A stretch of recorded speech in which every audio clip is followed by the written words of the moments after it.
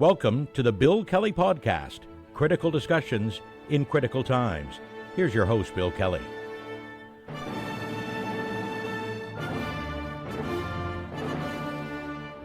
Welcome to another edition of the Bill Kelly Podcast, critical discussions in these critical times.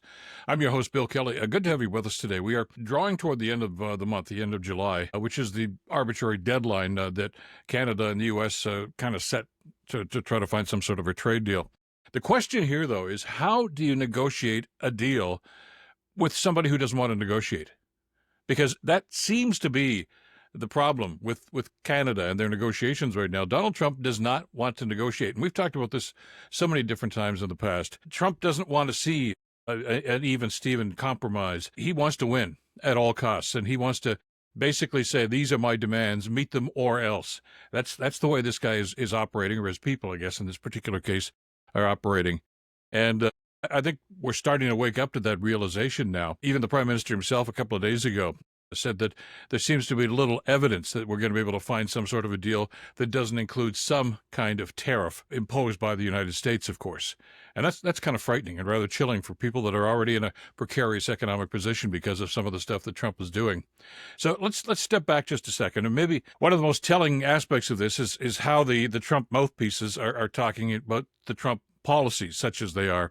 At the top of that list, of course, is Howard Lutnick. He was the Commerce Secretary. He was on Face the Nation on CBS this past Sunday morning with Margaret O'Brien and pretty much laid out a lot of stuff we probably already knew, but just kind of reiterated it, that basically tariffs are here. And we came out once again as on the wrong end of the stick because Lutnick was essentially parroting an awful lot of the stuff that Trump had mentioned in a letter that he released just a couple of days ago, that said the tariffs are going to be here, 35% tariffs. If Canada doesn't comply with their list of demands, and that's really what these are, then the 35% tariffs are going to apply. And Margaret O'Brien, the host on CBS, basically asked Lutnick, he says, well, does that mean that free trade is now dead? And he said, absolutely not. He said, we still have the CUSMA deal, the deal between Canada, the United States, and Mexico. And about 75% of the goods that move into the United States from Canada are duty-free. Well, actually, that number's a little higher. It's about 79%. And the American people that are watching that show or have seen the reports on it are going to say, well, that sounds fair. But the thing is, and by the way, that's a two-way street. There are some major elements, including steel, aluminum, copper now, softwood lumber, and others, that the United States has arbitrarily decided that they are now going to set new rules. There was an agreement. He's absolutely right. The CUSMA deal is still technically in effect. It wasn't supposed to be renegotiated until 2026, and it probably will be, if not sooner. But all of these things that we're talking about that Trump is putting tariffs on right now were already covered off. He's the one that broke the deal, who simply said, I'm not doing this anymore. Well, as soon as somebody's in noncompliance, essentially the deal is null and void, so I think Margaret O'Brien was quite right in asking this. Once you sign a deal, and Trump did sign this deal, and at the time, he praised it as one of the best trade deals of all time. And now he's changed his mind, or somebody's changed his mind for him, whatever the case might be. But you can't cherry pick and simply say, okay, this one applies, this one doesn't. The deal is the deal. And he doesn't seem to want to recognize that. And basically saying, I don't care. I don't care what you think. Because they've got the hammer right now. We've got all the cards. That's the phrase that Trump loves to be able to use here. So what are we going to do about this? And how are we going to respond? Because things are looking kind of grim right now. That basically we are simply going to be told that we have to comply with this list of demands. And for instance, the supply management deal that has been in place here for some time for the dairy industry in this country. And Lutnick, again, mentioned some of the same talking points that Trump did, that basically that it's an unfair part of this, that the market is not open to U.S. dairy products. That's a lie. That U.S. dairy farmers are subject to a 400% tariff from the Canadian government. That's not true. As we've explained in a previous podcast, that is in the deal. But it's only if the United States exceeds the quota limits that they're allowed. And those, by the way, were agreed upon limits between the two countries a couple of years ago. If they go way over those, there is a tariff. It's never happened. They've never even come close to it. So it's really mute. It's like saying, okay, if you drive 150 miles over the speed limit, you're going to get thrown in jail. Well, that doesn't mean if you speed, you're going to get thrown in jail. It's to the severity of how egregious your offense is. And that happens in trade deals. That's what part of the negotiation is, because we don't want a situation where we're simply flooded in our market by U.S. goods, especially because, let's call it what it is here. There are some concerns about the quality of some of the dairy products manufactured in the United States as opposed to Canada. We seem to have more stringent regulations here, as we do for meat processing and a number of other things too. So, do we really want that to happen? But maybe one of the core elements to this, though, that doesn't seem to get talked about an awful lot, that I think is very, very important here, is about recognizing Canada's sovereignty. Because it comes right down to the fact that we're very concerned about our dairy industry. We're very concerned about our auto industry. And Trump has already been on record as saying, look, I don't want any cars built in Mexico or in Canada. I want them all built in America, because that's going to save American jobs or even create American jobs. Well, that's not negotiation. The auto pact that predated, of course, these trade deals between Canada and the U.S. has been in place for years. And it's a recognition of the fact that there is mutually beneficial elements to having these cars go back and forth and have some created here, some in Mexico, and, of course, the lion's share of them created in the United States. And in a perfect world, yeah, we just want to do this and forget about those other guys. Well, that's really, I think, ignoring the reality of global politics these days. But Trump doesn't seem to acknowledge that. It's all for him. He just wants win to win to win.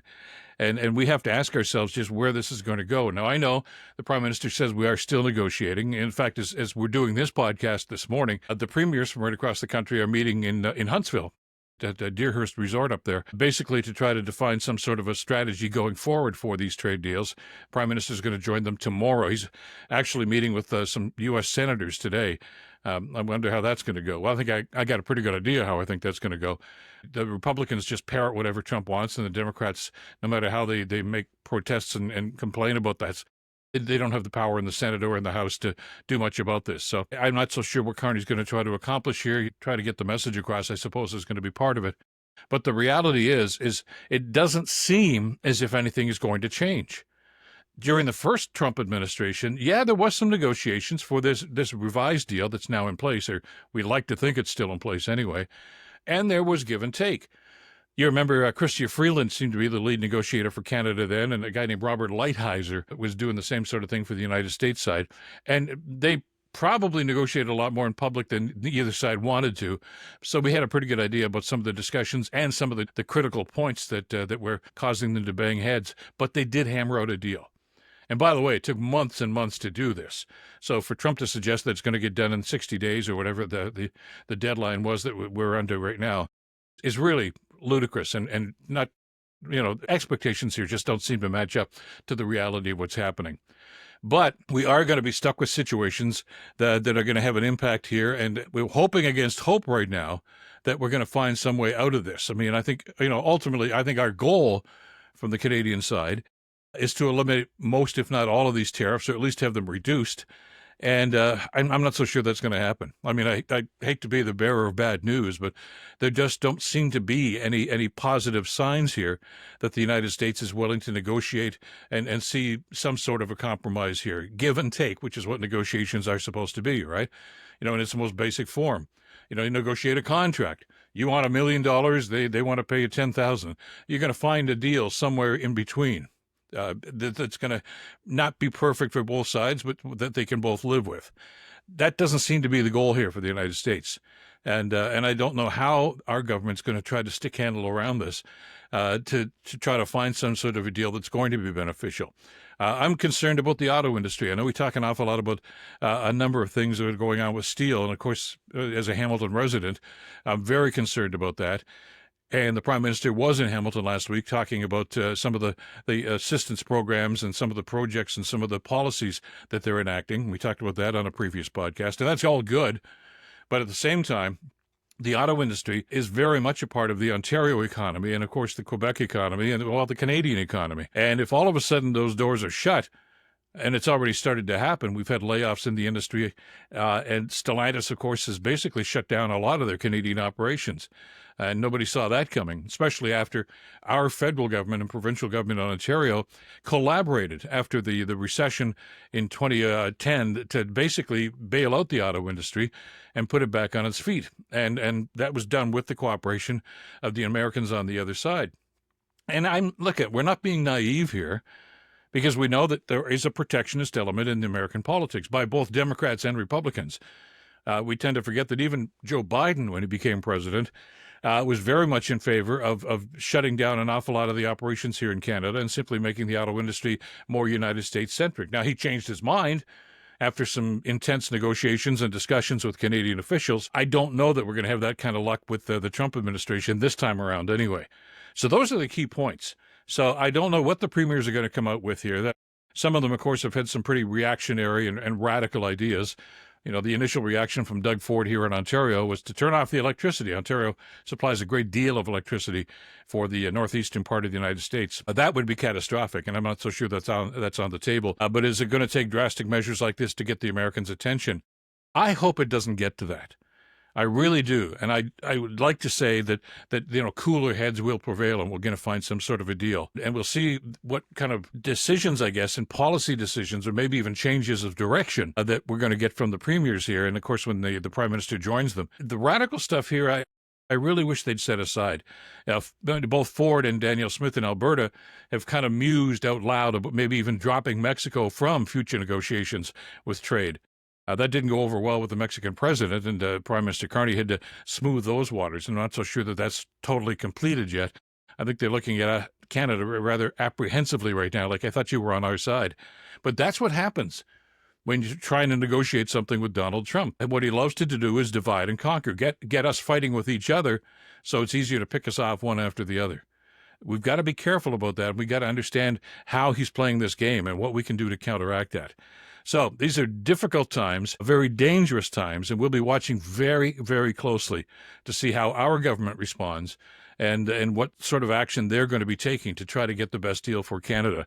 And the indications are that as we do this podcast today, we got a lot of ground to cover still.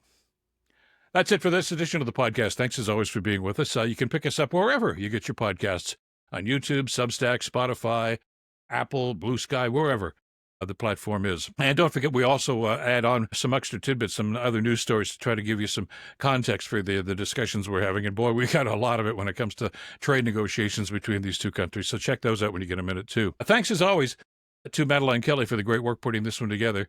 Lots going on this week, and we'll be talking about it on future podcasts. I'm Bill Kelly. In the meantime, stay in touch and stay informed. Bill Kelly Podcast brought to you by Wizen's Law, personal injury lawyers. Listen, you didn't choose to get injured, but you can choose the right lawyer.